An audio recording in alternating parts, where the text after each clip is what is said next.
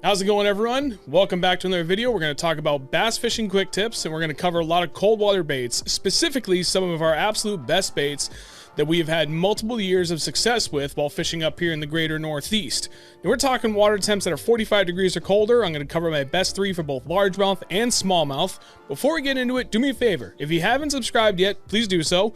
Drop a like in the video, leave a comment, and if you are subscribed or if you are newly subscribed, please turn on post notifications so you don't ever miss an upload. Other than that, let's get to it.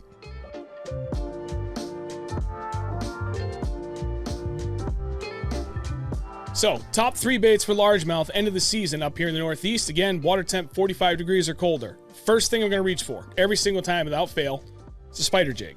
For those that don't know what a spider jig is, it is very simply a twin-tailed hula grub, and you can throw it either on a ball jig or a football head jig. In my case, I prefer to throw it on a 3/8 ounce football jig. Doesn't really matter at that light of a weight. 3/8 ounce doesn't like to stand up like, say, a 1/2 ounce or a 3/4 ounce would. But without a shadow of a doubt, that is by far, for well over a decade now, my best cold water producing largemouth jig. There's something special about the simplicity and somewhat finesse approach about this that just makes it an absolute cold water killer. I will almost always default to black with a blue flake. Something about that dark color end of the year, it just outperforms almost everything with one exception.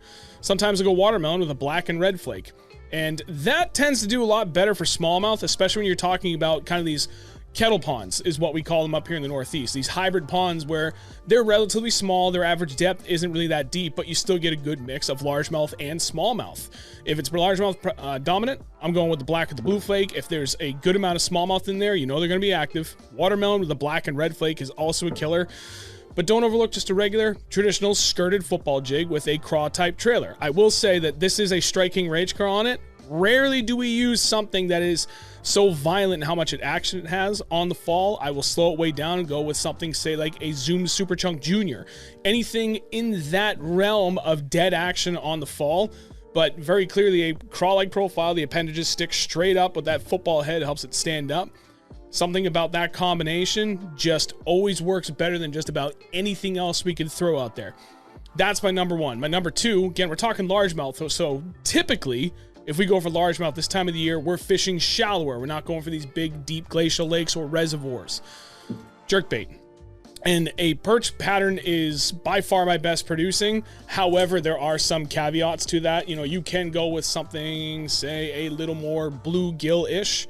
I really like this. It's very loud, but in lighter, well, I would say worse color conditions, something about that black, gold, orange color combination works exceptionally well for these cold water largemouth. And then beyond that, I don't have it, but if we're still talking about along the lines of the Megabass Vision 110 series, that GP Pro Blue has always done extremely well for me. It doesn't have to be the Megabass. I just happen to like these better than any other jerkbait I've thrown.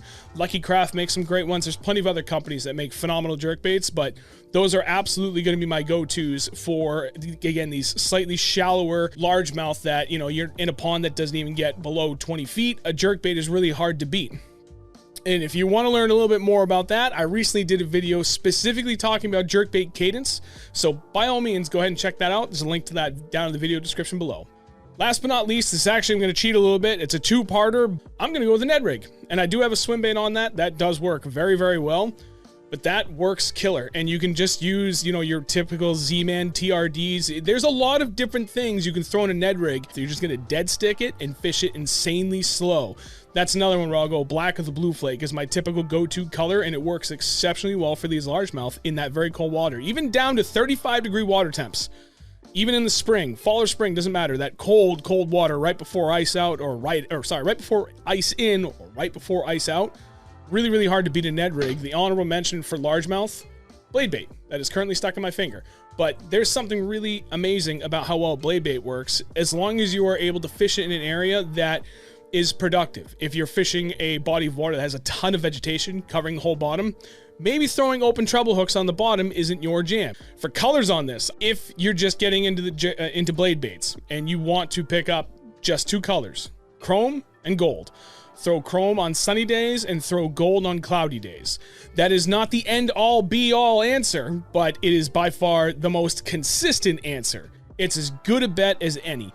So there you go. Those are the top 3 with a honorable mention there for largemouth for this time of the year. Again, we're talking about water temps that are 45 degrees or colder, which is a lot of the northern half of the country at this point. And honestly, some of you guys are probably already facing ice conditions. But if you're not there yet and your water temp is either at that window or getting very close to it, and you're trying to prepare for that cold water transition, you really can't go wrong with any of those for largemouth. Now, top 3 baits. When we're talking cold water smallmouth, end of the year, again, sub 45 degree water temperatures, I am absolutely going to reach for a jig. There is something just magical about the connection that me and the jig have, and that's why I lean on it so hard, because I can make it work from ice out to ice in. This happens to be the new Baby Dozer tungsten jig from Beast Coast. That is in the dirt bag color scheme. It's like a black and brown and a little bit of green in there. You can throw whatever you want on the back of these. Color and the cadence in which you retrieve it are by far the most important aspects about fishing bottom contact baits, jigs in this case, for smallmouth this late in the cold year.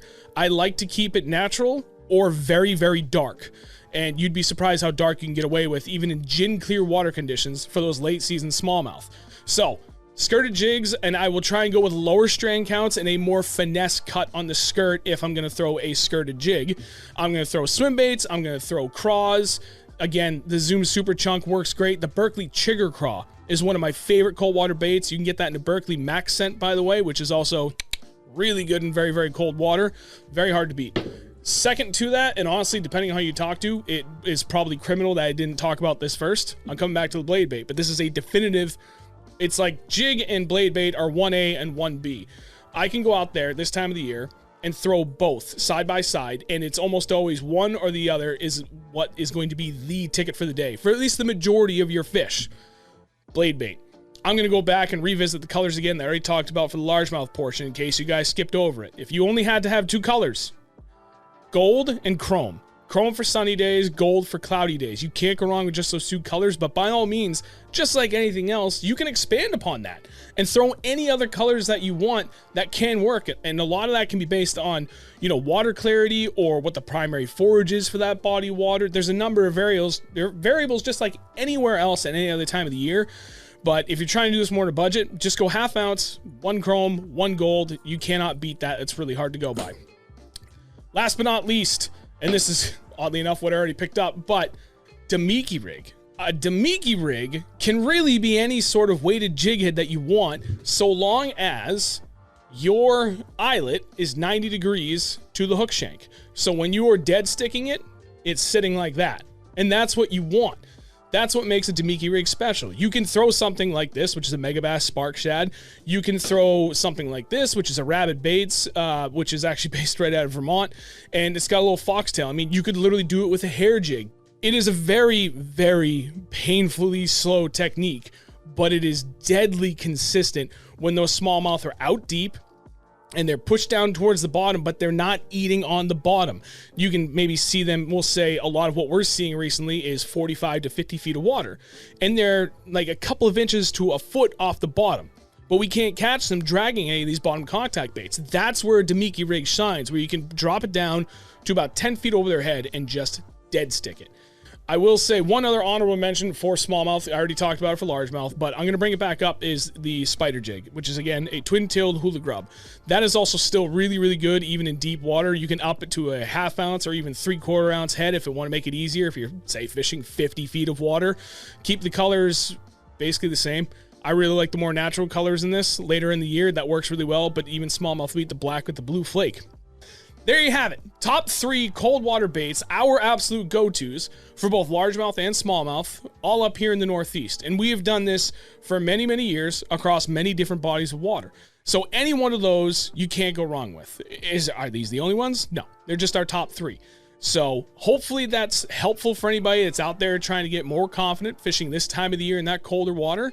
Otherwise, thank you very much for watching. Greatly appreciate it. Do us a favor. Check out the rest of the channel. There's tons of other videos we have out there. Most of them aren't as, I'll say, scripted as this video. Most of them are just my buddy Andrew and I out there fishing together. We talk a lot more naturally in the sense of, I will cut together what we talked about throughout the day to figure out the pattern.